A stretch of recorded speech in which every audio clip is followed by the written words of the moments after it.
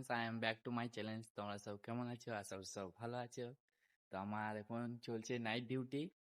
তোমরা দেখতে রাত 2টো বাজে এখন, ঠিক আছে। আমি ফালতু বসেছিলাম, তাই মনে করলাম তোমাদের জন্য একটু লেজার কোম্পানিটা দেখানো যাক। আমি যে কোম্পানি কাজ করি। এগুলো হচ্ছে মেশিন, এটা হলো শেভিং মেশিন। এই দুটাই শেভিং মেশিন। খাও মা কসম।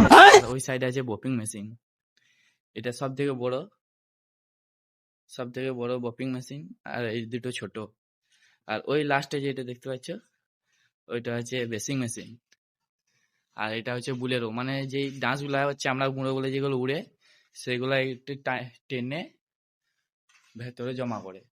দুইটা ভেতরে জমা করার পর তারপরে এখানে কেক হয়ে বেরিয়ে আসে, এটাকে বলে কেক মেশিন। আর কেকের মতন বেরিয়ে আসে, তাই কেক মেশিন বলা হয়। ওই জন্যই এটাকে আমরা কেক মেশিন বলি। এই মেশিনটার নাম আলাদা আছে, কিন্তু আমরা বাঙালি তো, তাই আমরা অন্য কিছু নাম হচ্ছে ইয়াই কাঁচা চামড়া। এগুলা হচ্ছে হোয়াইট ব্লু, চামড়াটার নাম হচ্ছে হোয়াইট ব্লু। ব্লু কালারের দেখতে, তাই হোয়াইট ব্লু বলা হয়। কি জানি, চামড়াটার নাম হচ্ছে সুয়েড।